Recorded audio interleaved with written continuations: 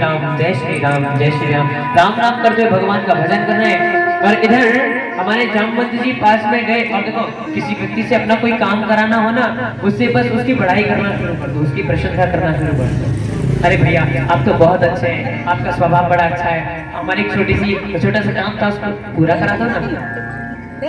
व्यक्ति फिर ढल जाता है, बहक जाता है, कोई बात नहीं मैं आपका काम करा दूंगा। तो कहने का तात्पर्य है कि यदि किसी व्यक्ति से काम लेना हो, यदि किसी व्यक्ति से काम कराना हो तो क्या करना पड़ेगा, बस प्रशंसा करनी पड़ेगी। वाह अच्छे नहीं लगते। जामवंत जी ने कहा कवन सो काज कठिन जग माही, जो नहीं होई तात तुम पाही। ऐसा संसार का कौन सा कार्य है जो आप नहीं कर सकते हनुमान जी। कवन सो काज कठिन जग माही, ऐसा कोई कठिन काम नहीं है जो आप नहीं कर सकते। और अरे महाराज आपका तो जन्म ही, आपका तो अवतार ही भगवान राम की सेवा करने के लिए हुआ है, आपका पिता की सेवा करने के लिए हुआ है। बात नहीं बनी, हनुमान जी राजी नहीं हुए, हनुमान जी भजन में लगे रहे। जामवंत जी को लगा कि मेरा पहला बाण फेल हो गया, मेरी पहली गोली बेकार गई। जामवंत जी फिर प्रशंसा करने लगे। जामवंत जी ने कहा पवन तनय बल पवन समाना, बुद्धि विवेक विज्ञान निधाना। अरे हनुमान जी आप पवन देव के पुत्र हो और आपके अंदर जो बल है वो भी पवन के समान है। आप बुद्धि से काम करते हो, विवेक से काम करते हो, विज्ञान के आप धाम हो, आपके अंदर किसी प्रकार की कमी नहीं। जामवंत जी प्रशंसा करते जा रहे हैं लेकिन भगवान हनुमान पर कोई असर नहीं पड़ रहा, कोई प्रशंसा। तो आज जामवंत जी के मन में भाव आ गया, बोले सुनो सारे बाण फेल हो गए, सारी गोलियां फेल हो गई, लेकिन एक अंतिम गोली बची है हमारे पास। अब अंतिम बच्चों में जामवंत जी ने कह दिया महाराज राम काज लगी तब अवतारा। जामवंत जी ने कहा प्रभु राम के कार्यों के लिए तो आप ही का अवतार हुआ है, भगवान राम का ही कार्य है लंका तक पहुंचाना, लंका तक भेजना शांति दूत को, लेकिन आप भी नहीं करेंगे तो कौन करेगा। और जैसे जामवंत जी ने कहा ना राम काज लगी तब अवतारा, तो बजरंगबली ने क्या काम किया, सुनत ही भयो पर्वताकारा। जैसे हनुमान जी ने सुना तुरंत अपने आकार को छोड़ा लिया, भूल गए पर्वताकार हनुमान जी ने धारण कर लिया। और हनुमान जी ने कहा हाँ महाराज क्या कह रहे थे, बोले लंकापुरी जाओ। तब हनुमान जी जामवंत के कहने पर हनुमान जी लंकापुरी गए। कब गए, तब गए। ऐसे आज जब ठाकुर जी ने भीम दादा की प्रशंसा कर दी, भाई इनसे बड़ा बलवान कोई नहीं, ये तुमसे युद्ध करेंगे। तो जब भीम से दादा की जो छाती चौड़ी होगी, भीम दादा तो चौड़ गए, अरे हम बड़े बलशाली हैं, हम युद्ध करेंगे। और बाकी में बहुत बल था भीम से।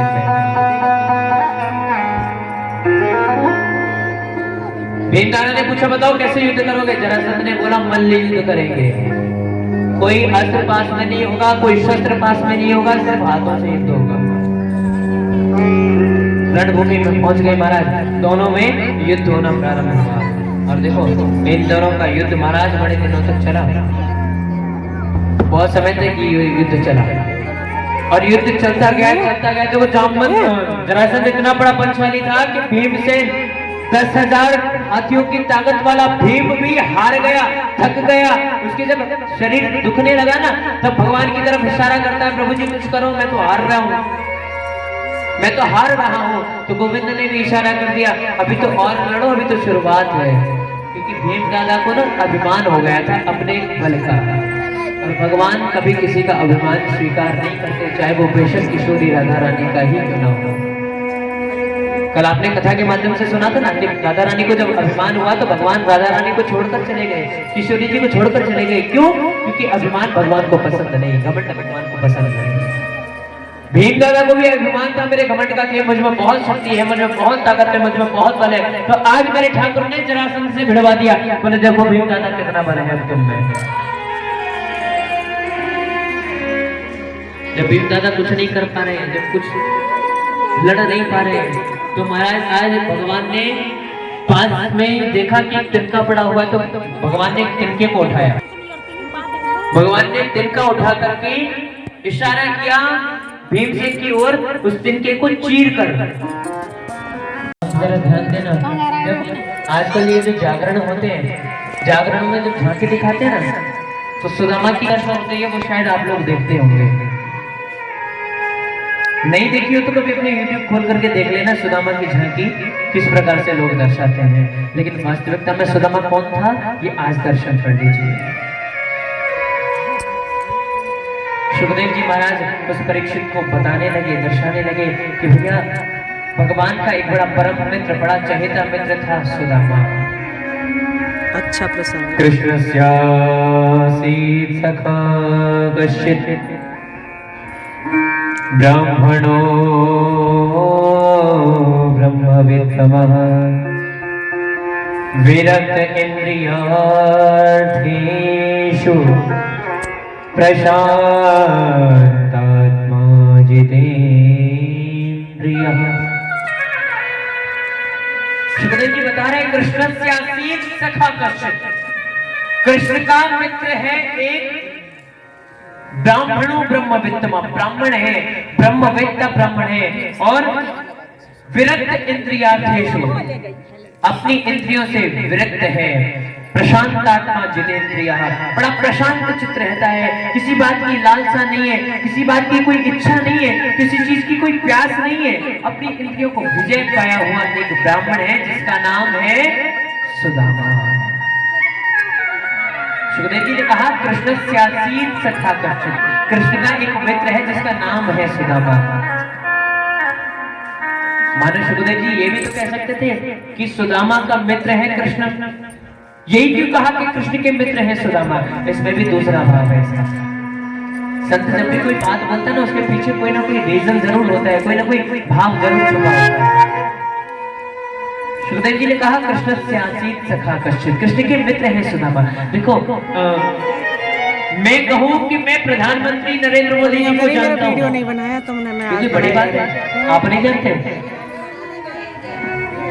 एकदम साधारण विषय है कि मैं प्रधानमंत्री नरेंद्र मोदी को जानता हूं, और अगर मैं ये कहूं कि प्रधानमंत्री नरेंद्र मोदी जी मुझे जानते हैं तो इसमें कोई खास बात है कि नहीं है ना?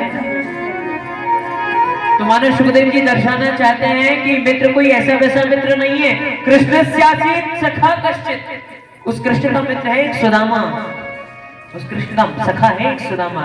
मानो दर्शाना चाहते हैं कि कोई साधारण मित्र नहीं है प्यारे, ये भगवान के बड़ा हृदय करीबी मित्र है, सहपाठी है।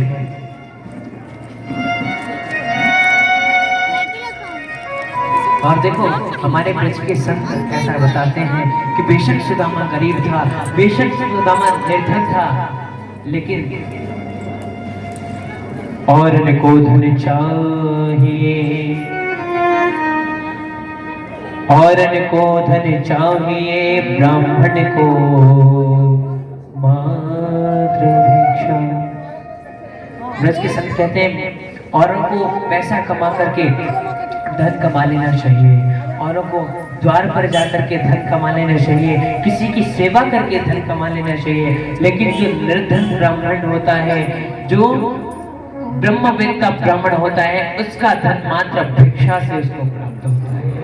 ब्राह्मण को अधिकार दिया है भिक्षा का। और सुदामा जी महाराज भिक्षा मांगने जाते हैं, सुदामा जी भिक्षा मांगने जाते हैं, लेकिन ये भी सुन लेना, जब ब्राह्मण को भिक्षा का अधिकार दिया है तो भिक्षा का अधिकार भी मात्र 5 द्वारों के लिए दिया है, 5 दरवाजों के लिए, 5 दरवाजों के लिए। अगर ब्राह्मण को भिक्षा मांगनी है केवल 5 द्वारों पर जाएगा। देखो सुदामा जी की दशा क्या है, सुदामा जी भीख मांगने जाते हैं, और जब भीख मांगने जाते हैं महाराज तो केवल इतनी देर खड़े होते हैं जितना समय एक गाय को दोहने में लगता है, जितना एक गाय का दूध निकालने में समय लगता है। कुछ बोलते भी नहीं है, बस जाकर के खड़े हो जाते हैं, इतनी देर खड़े रहते हैं मात्र। किसी ने देख लिया, किसी ने कुछ डाल दिया तो बात ठीक है, और नहीं डाला तो अगला दरवाजा देखते हैं। और देखो ऐसा नहीं कि 5 दरवाजों से भिक्षा लेनी ही है, ऐसा नहीं है। सुदामा जी का नियम है कि 5 दरवाजे ही जाएंगे, भिक्षा चाहे 1 से मिले, 2 से मिले, 4 से मिले या फिर 5 से मिले, देखने मात्र 5 दरवाजे, छठे पर जाना नहीं है उनको।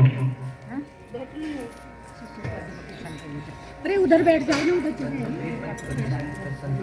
उधर आ जाओ ना।